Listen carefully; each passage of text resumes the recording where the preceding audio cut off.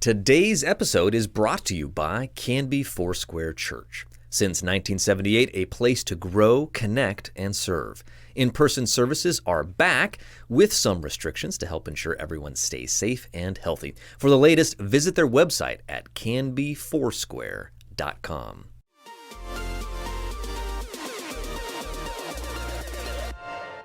Welcome to Now Hear This Canby, your source for news. The threat of a possible teacher strike was avoided this week. There's a new, irresistibly cute creature winning over fans, and its name is Scootaloo. Sports? It's like Lucy in the football. You want to kick a field goal, but they take it away from you. We had to learn how to win. Goal can't be in the last second of the game! And interesting conversations. Because I'm one of the strongest girls ever, and I know that for a fact. I just really enjoy writing gossip as if I was a bear. With an old maid daughter that make the best moonshine in the coast. And if it would have hit me in the face, I think I would have died. I really do. I guarantee you would have died, man. Are you kidding me?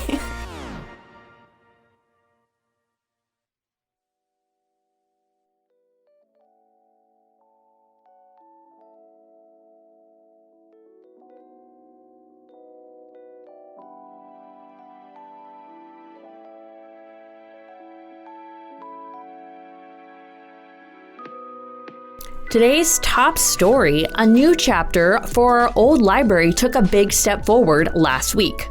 City Council gave unanimous approval of a proposal to sell the old Canby Public Library building to be redeveloped as a brewpub, cidery, and family-friendly arcade. However, the proposal was not without controversy Wednesday night. Several prominent community members testified in opposition. Oregon City Brewing Company offered to purchase the building for $500,000. The city would also chip in a $200,000 state revitalization grant that was awarded to the property. The offer was far below the $950,000 the building was appraised for at several years ago. But city leaders supported the project because it closely fit their vision for an active destination establishment that would draw visitors to the downtown core. Plus, they know the property needs work. OC Brewing estimated the price tag for their remodel of the former library at $2.2 to $2.3 million. The proposal garnered the support of Canby staff and was enthusiastically received by many residents on the Canby Current's Facebook page last week. But not everyone was thrilled about the sale. Peter Hostetler, owner of Equipment Northwest and former vice president of local construction firm KHC Inc., questioned the timing, asking price, listing, and whether the whole business was in the best interest of Canby citizens. Hostetler claimed the city had failed to aggressively market the property or even list it on a commercial real estate marketplace like LoopNet and CoStar. He also contended they may have violated state laws by not noticing the sale in a local newspaper, though staff said it was placed in the Oregonian and there were publishing deadlines. This most recent proposal process was rushed in the beginning, hasn't followed state statute, and hasn't been transparent with the community. We have roads needing maintenance, water quality that is terrible, and a whole community that needs various services. The responsible thing to do here is to terminate these exclusive negotiations, hire a professional broker to market and get the top dollar for this city-owned property, and then invest the community at large. If the beer library still wants to buy the building, then they will do so at market price. When a process is barely advertised and then selects the proposal that offers the least amount of money, a citizen has to wonder what the hell the elected officials are doing and who is really benefiting. In response, Administrator Archer and City Attorney Joe Lindsay assured councilors that the process undertaken in this case was legal, reasonable, and commonplace. Listing the property on a commercial real estate marketplace was also an option the city could have pursued, Archer allowed, and it may have resulted in a higher selling price, but it would have been at the cost of the city having less say in the type of business that ultimately occupied the space.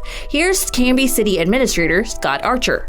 The council made decisions along the way to choose to go about this process in a specific way so that you could have a say in what happens at the property versus simply putting it up for sale to the highest bidder and having essentially no control over who or what ends up in the building. And so I just want to assure you that you're within your rights to have this type of process versus another one. And in other instances, you, a council, may choose to just simply sell a property to a high bidder that you have less interest in what ends up on the property. Finally, Mary Hanlon, founder and principal of Hanlon Development, which is the managing member of the Dahlia and is leading the redevelopment of the Canby Civic Block, criticized the sale and the process. Hanlon says she believes the city had failed to uphold its end of their public-private partnership. The communication around this has been disturbingly poor. I just this week learned that this item was on the agenda. It's been privately negotiated behind closed doors, and as far as I knew, the last thing was a public market. And then there were just private negotiations going on. And it's a project that directly affects what we're doing at the Civic Block and the future of it and how we get there. But Lindsay argued the city had kept or even exceeded every point they had agreed to in their contract. He also contested that the process had not been done in the dark. Having not 0 but 3 different expressions of interest over the last 4 years, at what point did anyone in this community not know that we were looking for a suitor for this building? Lindsay asked incredulously at one point in the meeting. In the end, the vote to approve the sale to Oregon City Brewing Company was unanimous. The matter must come up for a second reading in 2 weeks to become official. OC Brewing owner Bryce Morrow told Now Hear This Canby last week that they hope to hit the ground running and have the bulk of construction completed by April 2022.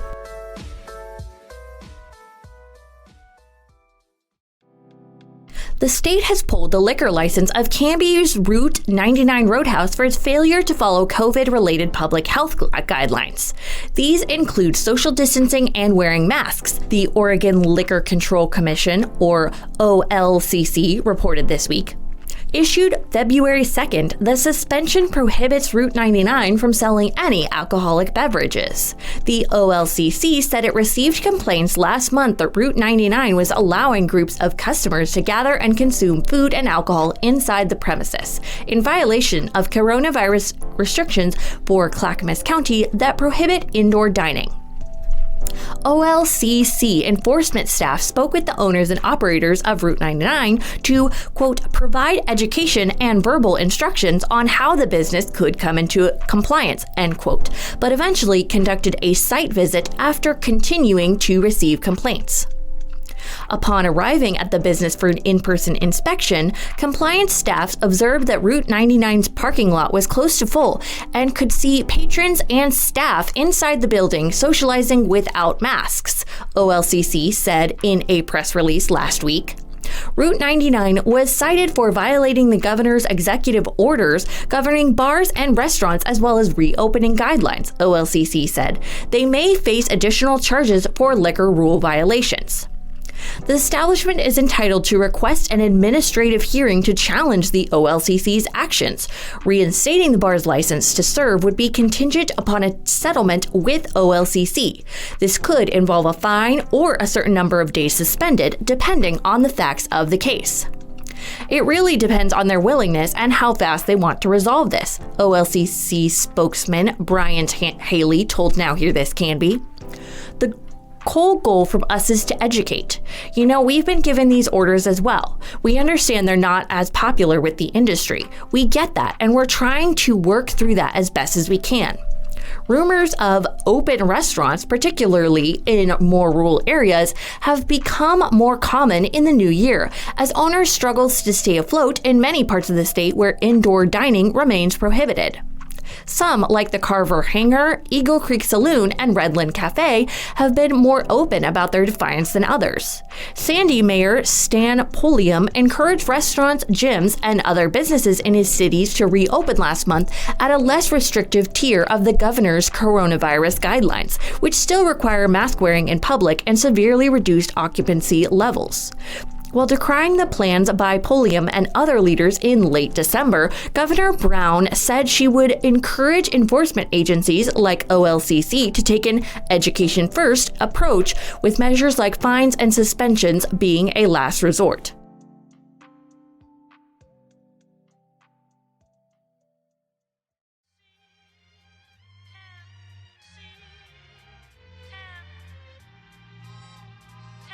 2 Canby elected officials have agreed to participate in mediation.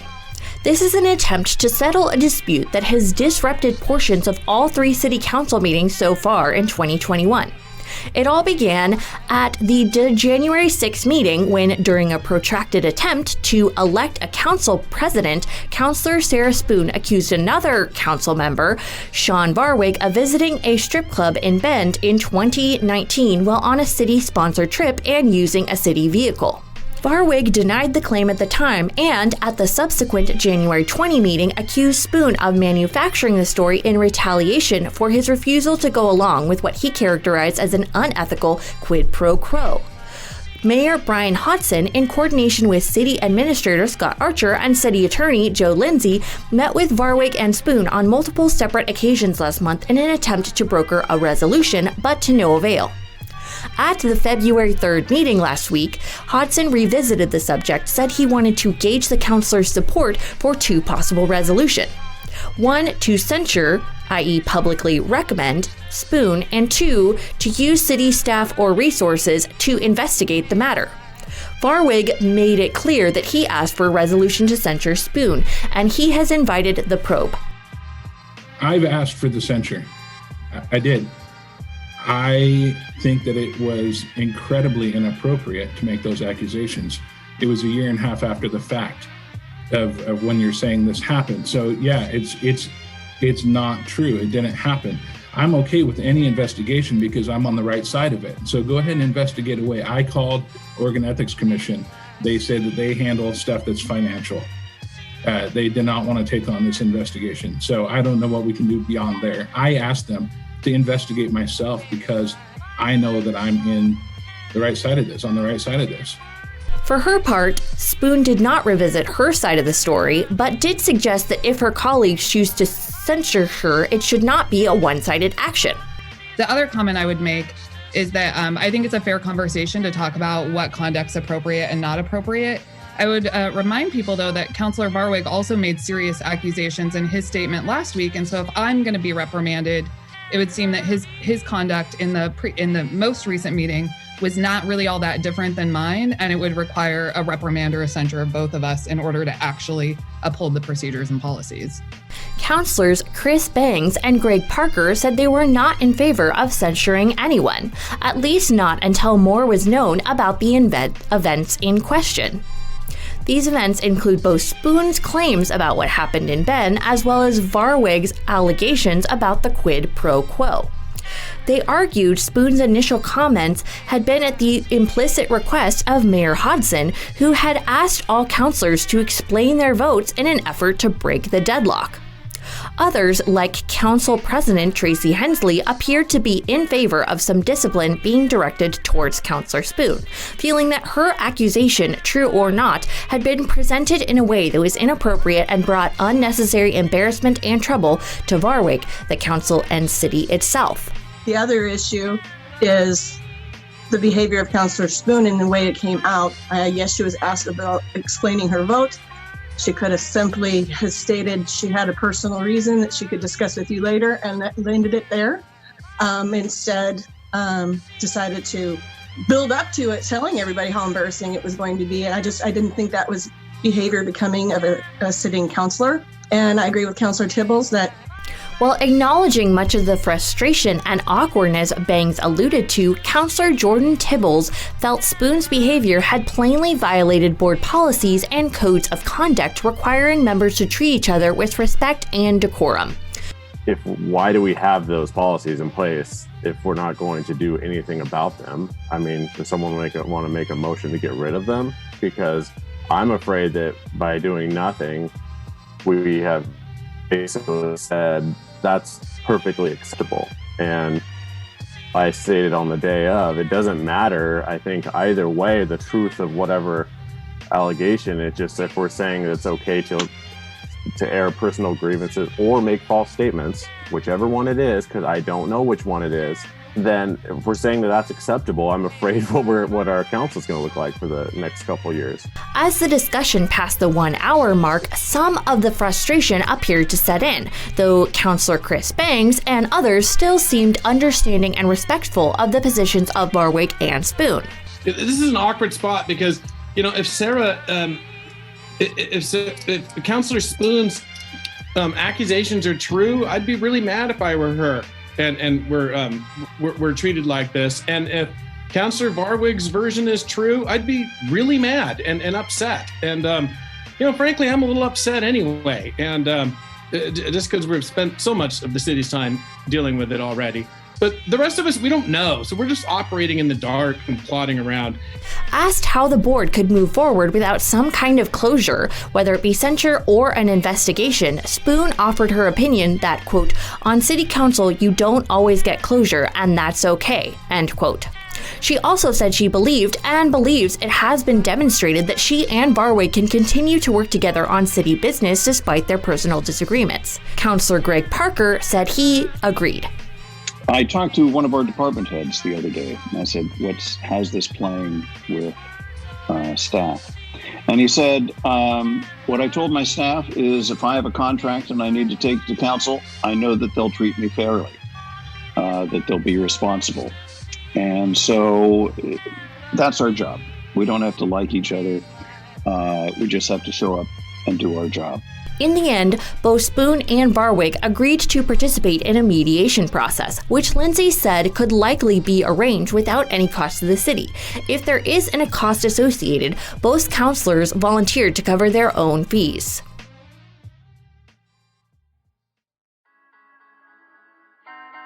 Marion County this week became the first in Oregon to designate a local safety corridor along McKay, Jurgen, and Allen roads. This is a route that has seen a rise in fatal crashes since the Newburgh-Dundee bypass opened in 2018. The safety corridor designation doubles traffic fines in the designated area. The designated area is located in between Oregon Highway 219 and Interstate 5. County officials anticipate safety corridor signs will be installed early next week. The action was made possible under House Bill 3213, which allowed the Oregon Department of Transportation to create a safety corridor pilot program for counties. Safety corridors have been designated on state highways for many years. The county officials said they have proven effective at reducing crash rates. For several years, people have been bypassing bottlenecks on I-5 through Marion County's rural roads, Marion County Commissioner Colm Wills said. We appreciate the work of Representative Bill Post and other legislators who sponsored this legislation to make county safety corridors a possibility. We've done a great deal of work to get to this point and appreciate the cooperation between the county, state, and local communities to help improve traffic safety in northern Marion County. The McKay-Jurgen-Allen corridor has been a high priority for the past several years due to higher than expected crash rates and people driving at excessive speeds, county officials said.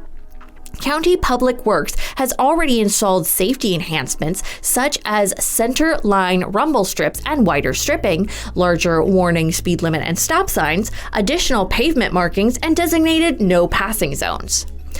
Future enhancements include flashing red beacons on stop signs, increased intersection lighting, and driver speed feedback signs. The county is also pursuing grant funds for the construction of centerline turn pockets at major intersections within the corridor and other enhancements. The Marion County Sheriff's Office has coordinated with neighboring agencies to conduct targeted patrols to educate drivers on speed and other safety issues.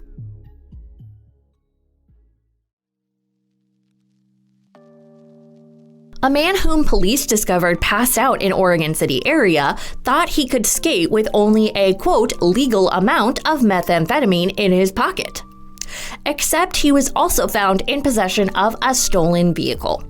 The suspect was found unconscious and in possession of a torch-style lighter and pipe along with the meth, which he described to a Clackamas County deputy as a legal amount. There is no legal amount of methamphetamine in Oregon, but a voter-approved ballot measure that took effect this week did indeed decriminalize possession of less than 2 grams of meth, along with small amounts of heroin, LSD, oxycodone, and other hard drugs. Possession is still legal, but the measure changed how the state's criminal justice handles those whose only crime is using or possessing street drugs. Instead of going to trial and facing possible jail time, offenders will be assessed a misdemeanor and a $100 fine. As an incentive to seek treatment, violators could avoid that fine by agreeing to a health assessment. As part of the new law, the Oregon Health Authority is also providing new resources and treatment options, funded in part by the state's cannabis tax revenue. Unfortunately for this suspect, Measure 110 made no such landmark rollbacks for the crime of stealing vehicles. The vehicle was returned to its owner and the suspect went to jail, the Clackamas County Sheriff's Office said.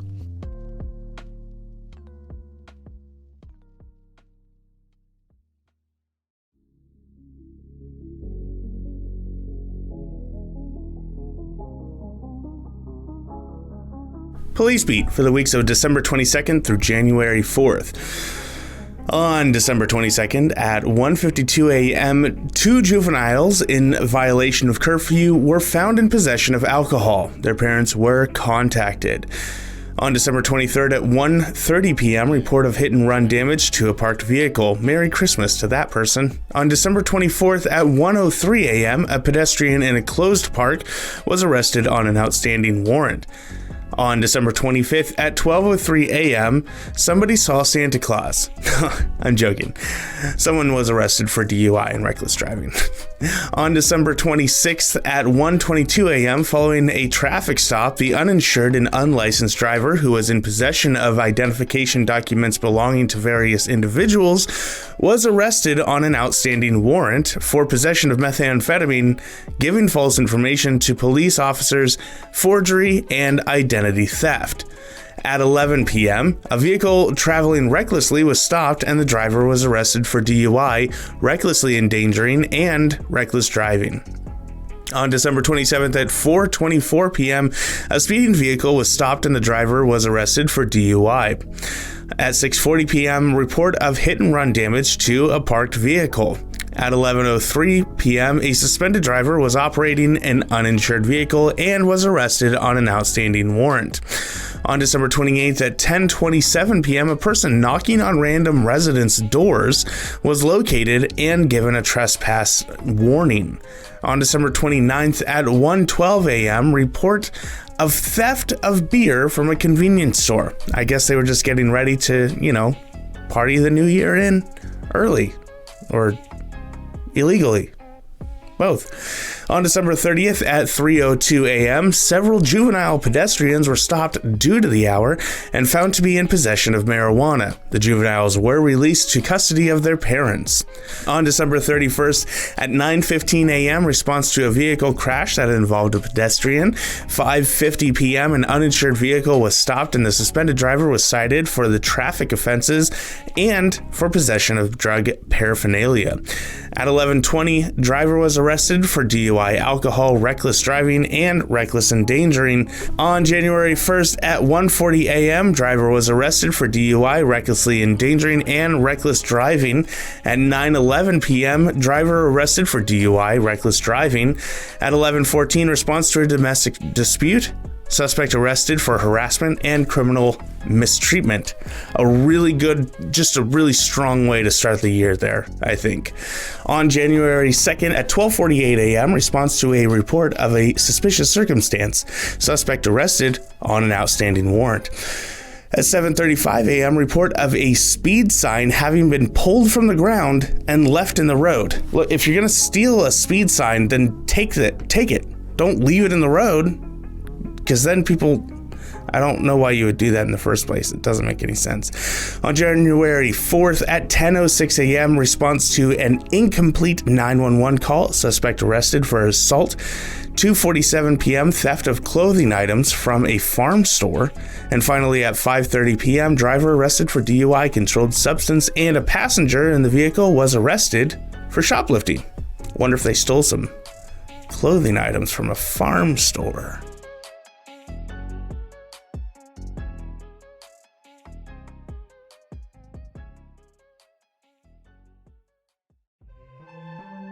Stay connected to what matters most this winter with unlimited high-speed internet from DirectLink.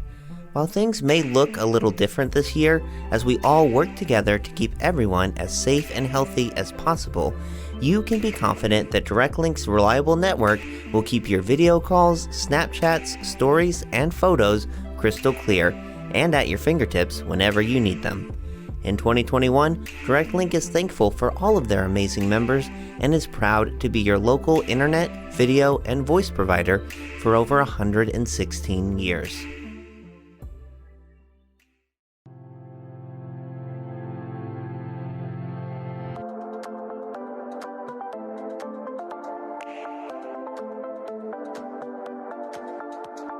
Okay, well, right now we'd like to welcome back Tyson Bafford and Rochelle Rocky George of the Route 99 Roadhouse. Guys, as I think everyone in the state of Oregon knows by this point, the Roadhouse's liquor license was suspended this week. And that kind of thing by nature tends to be a very one-sided story. It's the state saying what happened and why they took the action they did. And what we really wanted to do here is just give you guys a chance to share your side of the story, if you will. So welcome.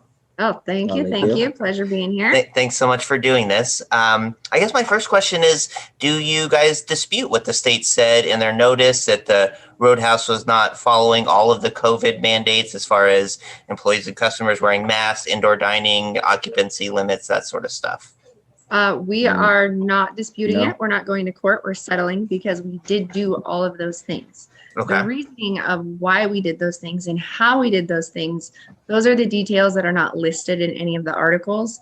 And that is the game changer for us. It's not like we just opened the doors and went crazy with it and said, do what you want, when you want, how you want. So it kind of began in the Open Malala movement with the mayor of Sandy. He was opening Sandy January 1st. Lots of cities were getting on board, different restaurants. As we well know, a lot of people fizzled out, but we did not. So we reopened. We were open for a week and we did social distancing, masks. We did every single regulation that we had been at prior to the outside shutdown. Gotcha. And we did that for a week. OLCC came in. We had our hands slapped. They asked, what is your plan moving forward? And I said, quite frankly, I don't know. Because the outdoor dining being the nature of our business, being more of a venue, not a restaurant. Yes, we sell food, but our sales are a fifth of our alcohol sales, and that's not enough to sustain us. And we chose not to do to-go drinks because at the end of the day, to me, that means you're drinking and driving. And morally, I can't stand for that. Like, I understand that it's trying to help businesses, but as a seasoned restaurant worker of 18 years and holding my server's permit for all these years, it's been beat into my head. Bars don't do to-go cups. And so we just weren't comfortable with that. So we chose not to. But at some point we had to figure out something else that worked. So we did the Open Malala movement. Then we closed down for a week. And in that meantime, we worked on an alternative route, which is becoming a private members only clubhouse. That is an absolute play on words and a play on the mandate, but a lot of the mandates are specifically stated to bars and restaurants open to the public per se. At the end of the day, we were no longer open to the public. We were open to, I'm sorry, my phone distracted me. We were open to members only. So when you came in, there was bylaws and there was all sorts of things. You had to fill out a membership form. You had to pay a membership due. And then at that point, now, well, it's a slippery slope, but we can open up. So we did, and we brought people back inside. If people didn't want to wear masks, they didn't have to. Some people did. It was up to the servers whether they wanted to wear masks or not. And from there, we moved forward. With that being said, OLCC came in about a week afterwards, and we spoke to them, but it was one of the agents that's not as much an enforcing agent, but more an investigative agent. So he didn't have a lot to say, but we had a great conversation with him for over an hour. He left, and then we just kind of waited to hear what was going to happen. Then we heard from our OLCC agent. I was dealing with a pretty heavy personal week, so Tyson took that call and said, obviously, you need to speak to Rocky about all the things because she's the head of this ship. So on Monday, she'll give you a call, at which point this was just now this last Monday. I did. She was unavailable. And then on Tuesday, we got our suspension notice. So with that being said, our warning was when we were doing the Open Malala, which is when we were following all the COVID guidelines, all of the, safety precautions of the sanitizing and the masks and the, big gaps between our tables. Right. So that movement, just to kind of explain to people, at least my understanding, and it's just how you're explaining it as well, but it's basically there's a different tiers that the state has now, right? The extreme risk, the high risk. Clackamas County, like most of the populous counties in the state, is still at the extreme risk. And at that level, gyms are closed, can only do outdoor activities, restaurants can only do outdoor dining. Whereas at the next tier, the high risk, everything can be allowed to be open with these still like really strict guidelines with the masks, like you said, like really severe occupancy limits and whatnot. And what this Open Sandy, Open Malala movement is basically just, even though Clackamas County is at that extreme risk, they're acting as if we're at the high risk. Did I do that accurately? Okay. Yeah. Correct. So essentially it was going a step back. Now there are lots of groups that went crazy with it. We had, people offer to come stand in front of the building and essentially guard it, militias and whatnot. And again, you don't say. Oh, weird, right? But we declined because we don't want to fight the big fight. Like, do we feel like restaurants and bars and small businesses like us have a big old bullseye on our back? Abso-freaking-lutely, 1000%. The bias on how this place can be open for that, but this place can't be open here. This place can have a lot of people packed inside, but this place can't. We feel extremely picked on. We feel like we just can't catch a break. And so that was where a lot of the frustration from, I feel like a lot of these people banding together to pull together is coming from. Of course, we feel that way. However, the biggest thing that we understand is we live in one nation. We are united. That is the first word of the great country that we live in. And we have to play by the rules. We have to play by the book and be a team player. So as much as we feel that our governor is really singling us out, and it's frustrating, we are still going to be compliant, right? And so that was the direction that we were going. And the clubhouse mentality, which other restaurants and bars are taking that platform as well, there's multiple open now, was just a different option that we want to try. And that's all that we did. However, OLCC has not actually been able to go inside to any of those restaurants, but they were able to come inside to ours. And that is why we feel at least, things have been handled the way they are. But at the end of the day, we're okay with that. We have no beef against OLCC. It's an organization full of wonderful men and women who have careers and jobs and families to support. And we understand they're not making the rules. They are just put in the position to enforce those rules. We're not going to argue with them. We're not going to fight them. They are the front runners on Governor Brown's mandates. And unfortunately, OLCC is taking the hit. They're getting all of the anger and the frustration and the feelings because they're dealing with restaurant owners face to face, and the employees that have been so negatively impacted by all of this. And that's not us. And OLCC is even, each agent that I've spoken to, with the exception of one in particular, has been incredibly nice and incredibly understanding, just as we have been of them. And they've said that our outlook is a refreshing perspective, because we understand that these people 2 years ago, their job was completely different than it is now. But they want to keep their bills paid as much as we want to keep our bills paid. So we have been compliant. We've, been extremely transparent with everything that we've been doing. And we're not going to protest it because we did break state mandates. We know that we did. Mm-hmm. The way we chose to do them was a slippery slope, but justifiable because we're desperate at this point, and it's been almost a year of something that was only going to be a few weeks. And all of the reserve finances are gone. All of the backup stock is gone. There's not a lot left. And for people who started this with, paying for cash as we went and trying to make right a bunch of situations and paying out of pocket and not expecting others to take the hit for us, like now we're in debt, at least twice what we're worth. And it's just a wash, and it's frustrating because here we are trying to live the American dream and build this business and build this amazing history of Canby and bring it back to life. Tyler, my passion for that place runs as deep as, my bones in my body. And everything is with the purest of heart and the best of intentions, because as much as we feel these small businesses are being hit, like Walmart's not going to sponsor Canby baseball.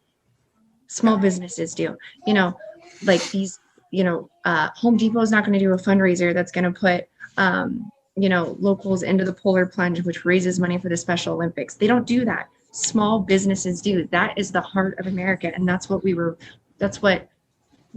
raised on. And we want to continue doing that. And it's so frustrating when you see these huge big box stores and huge corporations being able to essentially do whatever they want.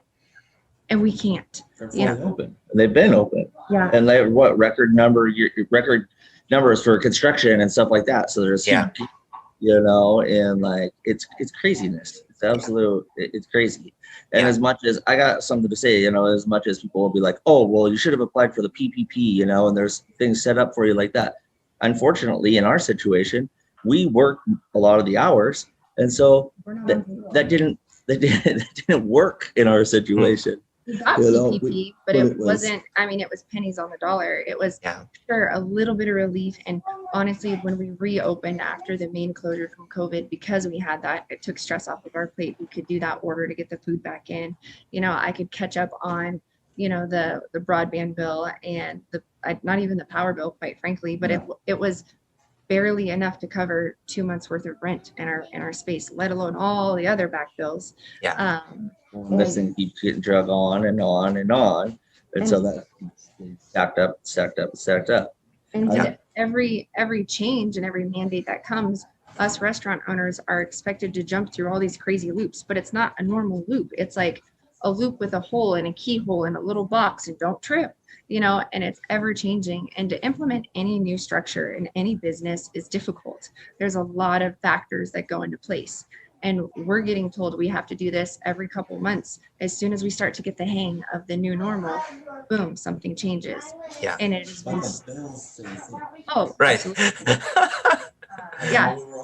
But to now, they've all been the same. Right. So we're expected to pay the same amount of bills, yet for how long we weren't even allowed to open our doors. Right. Isn't it weird how the expenses don't seem to follow the revenue quite as closely as And I think that a lot of people were getting a lot of, people kind of angry, how dare you open and stuff like that, which we're not the first ones to do this. We weren't the second or third ones or anything like that. And there have been people that have been doing it for months. Yeah. With this clubhouse per se type thing.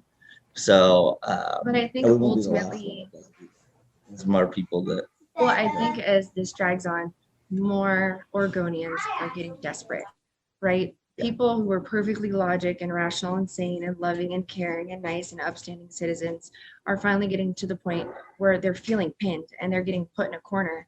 And, I've said this analogy my whole life for a million different reasons. The nicest, most kindest family golden retriever will bite somebody if pinned in a corner for too long. And, that's kind of what I feel like I see happening with, we would have never, ever pushed boundaries in the past. There's no way in God's green earth we would ever try to figure out loopholes to get around OLCC.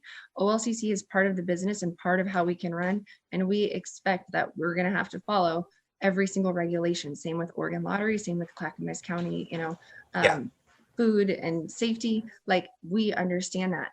But when the rules keep changing like they do, something has got to give. And so this was merely a sidestep. But the last weekend we were open, we were so stupidly packed that for the first time ever in Route 99 history, we closed the door. We were like, we're done. We don't want any more people in here. Like, this is pandemonium. But at the end of the day, not in a negative way, it was smiles and happiness and laughter. And, and the 2 weeks we did the clubhouse, and then the week we did open Malala, something that we didn't expect were hugs and high fives and handshakes and tears and these amazing people who were just so happy to have a night off and to feel normal and to feel like we get to do what we've always done. Especially teachers. I've noticed we've had a handful of teachers come in, and with everything they've been going through with the school, their entire life is completely different. Their whole career is completely changed, and I feel like they can relate to us. And I would say teachers are the one profession that sticks out most in my brain, of people that say, I am a teacher and I needed this night. Thank you so much, as they're hugging us, and that was kind of the fuel of, okay, like, this is good what we're doing. It's different. And yes, some people are really frustrated with what we're doing, but you don't have to come here. You can just keep driving by, And when we did the clubhouse, we literally had partitions up at the door. So you weren't bombarded with what we were doing. You didn't have to come in if you were nervous or apprehensive. No hard feelings whatsoever. We'll see you in a few months. Have a great day. Enjoy going somewhere else. And we need somebody manning the door too, to explain like, hey, so that people didn't, walk in and be like, whoa, like it was your choice to come in and become a member or not. Yeah.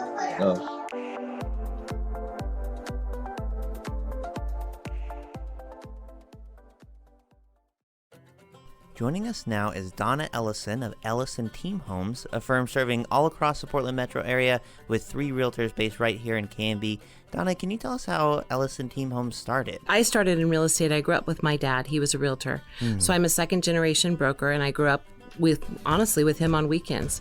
And I learned a lot, eventually working with him for several years and then going out on my own. Our family moved to Canby a couple of years ago, but we really didn't know how it was going to go. And within the first probably 3 months of being here, we literally fell head over heels in love with this place. We love the community, the spirit here. The first Christmas at Wake Park, I was literally crying because everybody was walking around saying Merry Christmas and people were drinking hot chocolate, and we got in a carriage ride with the horse, and it was just too much. You just realize it's special here. Real estate's always been my passion. It is my professional love. I enjoy the people, the relationships. So much comes out of kind of the intensity that you spend with people. You're really up in their business for a period of time, and sometimes it's a couple months, sometimes it's a couple years, sometimes it's a lifetime. I feel very blessed at this point to have people that have been with me for almost my entire career. Clients that have bought and sold maybe 2, 3, 4, 5 homes. I have one client that's bought and sold 8 homes with me. 3 generations. It's a beautiful business. It makes for a very full life. How can people find you? How can they not, really? We have a website, www.ellisonteamhomes.com. Well, thank you, Donna. Thank you for having me.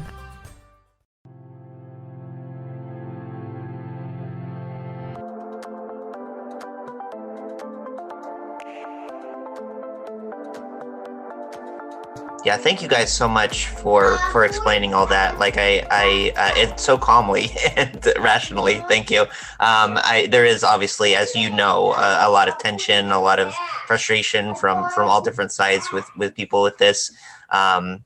And I think that it's very easy, not being in your shoes or the shoes of other business owners that have been so impacted, to sort of say, just follow the rules or whatever. So I really appreciate you guys.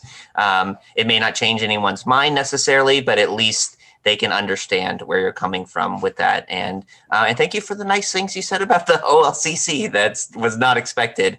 I remember talking with one of my contacts over there about this issue, with you guys as well. And they kind of said, these rules were put on us as well. Like they didn't ask for this.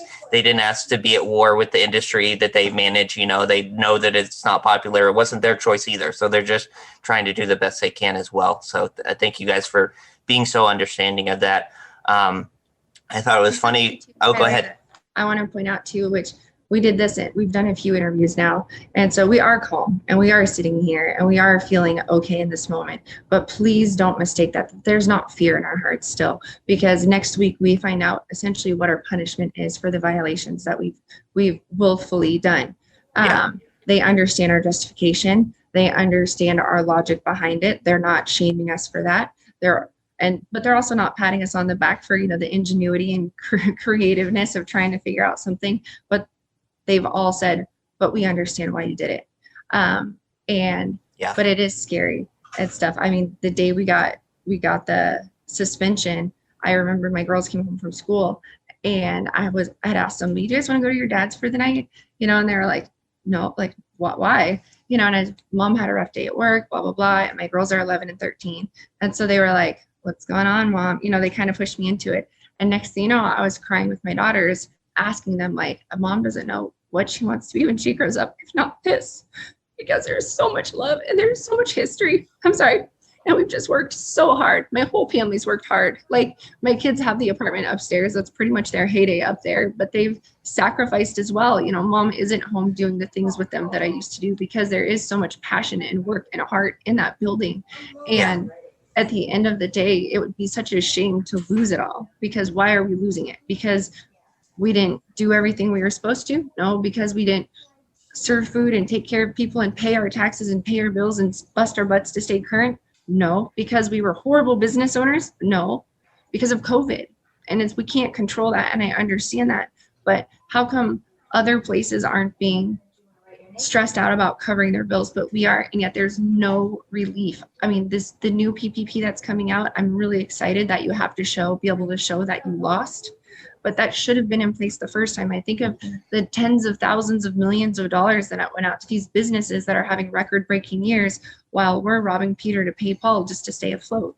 Yeah. And it's frustrating and it's sad and it makes me so angry. And then, if you go to Idaho, they are wide open, and so it just depends on who's running your state. And so based on the opinion of a singular person, tens of thousands of families are being displaced, whether it be restaurant workers, restaurant owners, karaoke guys, musicians, distributors. Our beer reps are dissolving by the day. Like, we rarely see the same people because so many people are getting laid off. Our beer drivers, 2 of them just had babies and now they're stressed out because they get paid per case they unload out of these trucks every day. Well, now there's like hardly anything because none of the restaurants are doing these orders and their trucks are half full. And so their incomes are ripped down, so now there's stress on their families, and it trickles so much. The producers that produce the music, the people that the tour managers, that I speak to schedule these tours. Now there's no tours, and the struggle just expands nationally just because of Oregon, if that doesn't sound too extreme, but it's real. And I have so many people I'm connected with that are struggling and that are scared and that are struggling to make ends meet. We're down to just a staff of 3 because it's all we can afford. And it's not lucrative. It's not kicking butt. When people were in, the tips were really, really nice. And so at the end of the day, it got divided and everybody was feeling a little bit of relief and happiness. And it was such a blessing to feel that feeling at the end of it and not the carried stress. It is so scary and we don't know what's going to happen. And we're continuing on this is temporary. We're going to do some, renovations to the building, nothing too crazy or big, but things we've just been wanting to do that we need to be closed down to do. And we're going to take this opportunity, but there is a small chance no one will ever get to see our work. And can I even tell you the perspective of coming into this, paying for everything in cash as we go, busting our butts for 2 years, because that's how long we've almost had it, dealing with everyone telling us, you're not going to make it, you're horrible, you're losers, this is never going to go anywhere. Canby didn't receive us too well, but now we're winning them over a day at a time. And then we lose it. And when we lose it, we're in breach of our lease. So they get all of the new equipment we put in there, all of the tables, all of the chairs, all of the upgrades, all of the things we've spent our personal money on and our blood, sweat, and tears on. Then the next person that leases it in a year when COVID lifts gets a turnkey business. And I get to drive by that building and see my sign that I literally drew by my hands, my creation, my thing, and all because my timing. And that's where it doesn't seem fair. It doesn't seem right because they would get to go into this debt free, by the cost of the business and whatnot through the landlords, which we wouldn't see any of that. And at the end of the day, they get to run this business and do what I've been trying to do since day one, and then the back rent we owe our landlords is ridiculous. So if we lose the business, we never get to pay them back. And what do those guys do? That's not fair, and so that's the passionate stuff. That's the hard stuff. So it is easy and we are calm and collected. And in my mind, I'm just saying, well, we made great money the 2 weeks we were closed. I have a little peace of mind. I already paid 2 months worth of rent in advance right now. So we can kind of float out what's going to happen. So that feels good, but that money is going to run out. And then now what? I know I'm not going to have an income for the next month to contribute to our house. If it wasn't for this guy right here, I would be a freaking train wreck of a mess of emotion. I wouldn't know what to do. And so that's the reality of it. And it would just be such a shame to lose it all because we want to fundraise. We want to sponsor teams and kids and families and do Christmas sponsorships like we've done. And the whole point of Route 99 for us wasn't to retire. It wasn't to do great things. It wasn't to go to Mexico, which for all the haters about we went to Mexico, That's his dad. He My lives dad there. lives there. I went to go see my family. We go see his family in Mexico. Is it a horrible spot to visit? No. Is it so much fun? Yes, but his dad knows all the people and we get vouchers for dirt cheap to go stay at these places. So stop judging, y'all. Jeez Louise, family first. Anyways. Yeah, I literally went to go see my father. That, We've been sorry. ripped apart about like, That oh, is such COVID and then a travel. crazy And I'm like, tangent, I yeah. literally went to go see my dad. Before Christmas, like, oh, we're trying He's to a get the citizen kids. of Mexico. I didn't even know about that. That wasn't going to be my next question, but thanks for. Yeah, it's crazy. It's and crazy. stuff. We get ripped apart for everything, and I'm like, Yeah, that's hard. And that I do get that is hard when it sort of turns personal because there is so much tension and so much anger from people for different reasons and from different sides. So sorry you guys have had to go through all that. I had no idea when we got into bar ownership, we would be on blast and it would be so cutthroat and people would be so cruel and so judgmental because I have the mentality, if you don't have anything nice to say, don't say anything at all. You know, so if you don't like what we're doing, that's okay. You don't have to come. You don't have to be friends with us. You don't have to, you know, deal with us, like ignore us, block our page, block whatever, out of sight, out of mind. I had no idea that we would do, and it's been this way from the beginning in the community, would just get shredded. And we try not to fight back and explain our perspective of why we did what we did or why we did it, but it's always done with the best of intentions and the purest heart. There's no big scandal going on here. There's no secret thing going on here. We're just trying to repair one of Canby's older buildings that has an amazing history and restore it. And instead of it being an eyesore when you come into town, we want it to be a big welcome beacon that says, welcome to Canby, y'all. We're this cute, darling town that loves what we love. You know, come to the fair, enjoy it, support local businesses. You know, we want people to be proud of the things that we do. And it's sometimes just so frustrating, but it is such a passion project and it is all so personal to us.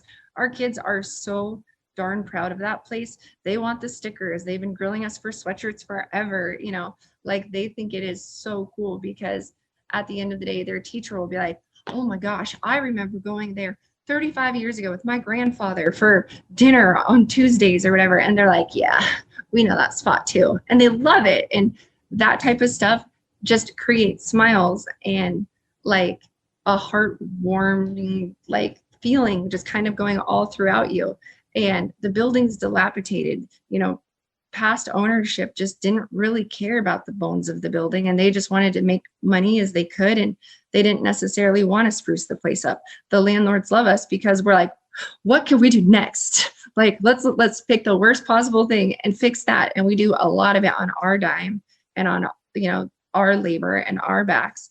And the landlords just kind of laugh at us and they think it's great and wonderful. And they're like, do what you want to do. And they help us as they can. And it's been a really great relationship, but I just feel like we can't win right now. And the deck is stacked completely against us. And as a little kid, it just flat out, it's not fair. That's what it feels like. I want to throw a temper tantrum and stomp and scream at my parents how this isn't fair. I did everything the way I was supposed to. It's all legitimate, all by the book. And what's happening to the restaurants everywhere is just so frustrating. Yeah. Well, guys, I hear you. Thank you again for sharing that perspective that a lot of people may not understand or be fully acquainted with. Hang in there. I know, and I think I've even seen you say on some of the comments that for all the haters out there, you've seen a lot of support and way more support. So I hope that's encouraging to you. Yeah, thank you guys so much for your time today. Is there anything quick you'd like to say before you go? I don't think so. No, just bear with us as we work through this. When we reopen, we will be compliant. We will be back outside, you know. Yeah. Something that I touched on that I think I forgot to is last weekend when we were so busy, we had decided we were going to close anyways. We were going to consider the money we made a blessing. Let's hold that in the bank account, get some bills caught up, put a nice chunk towards our back rent, and then let's go back to outside.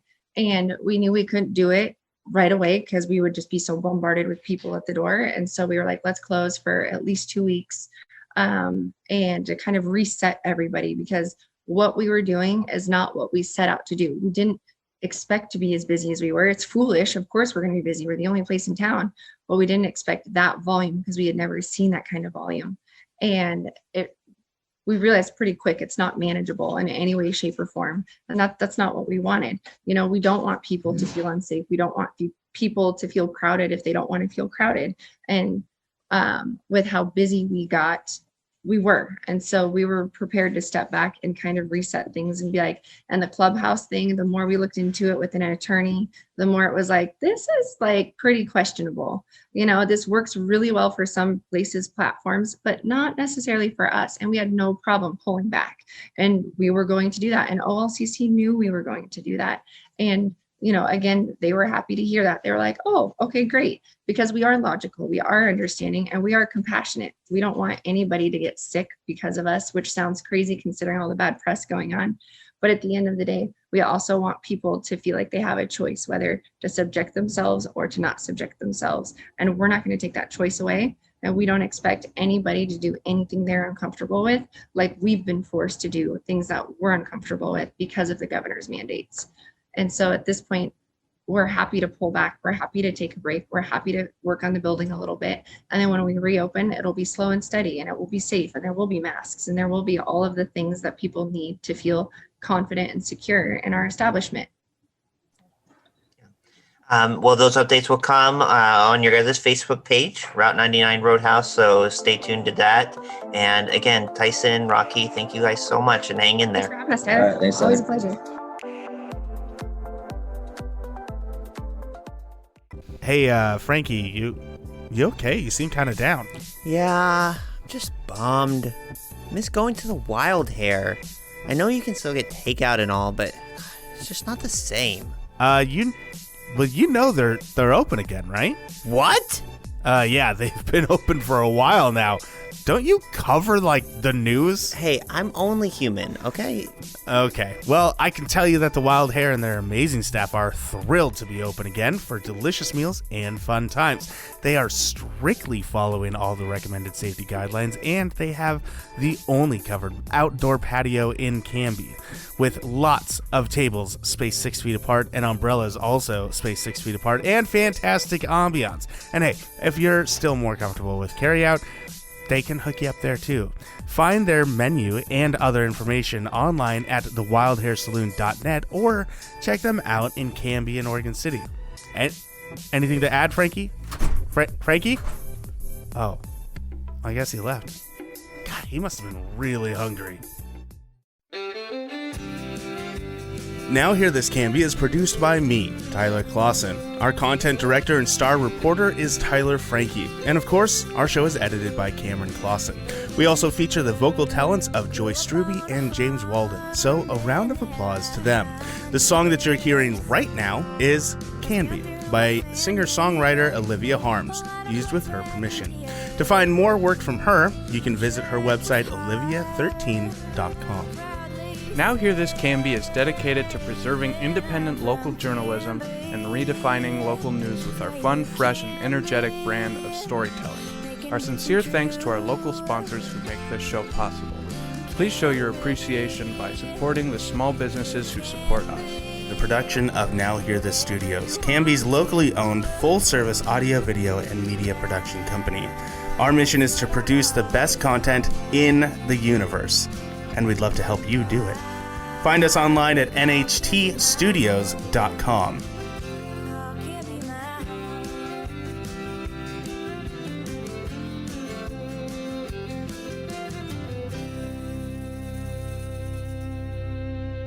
I will take a motion to adjourn. I just moved it. I didn't even ask for it, though.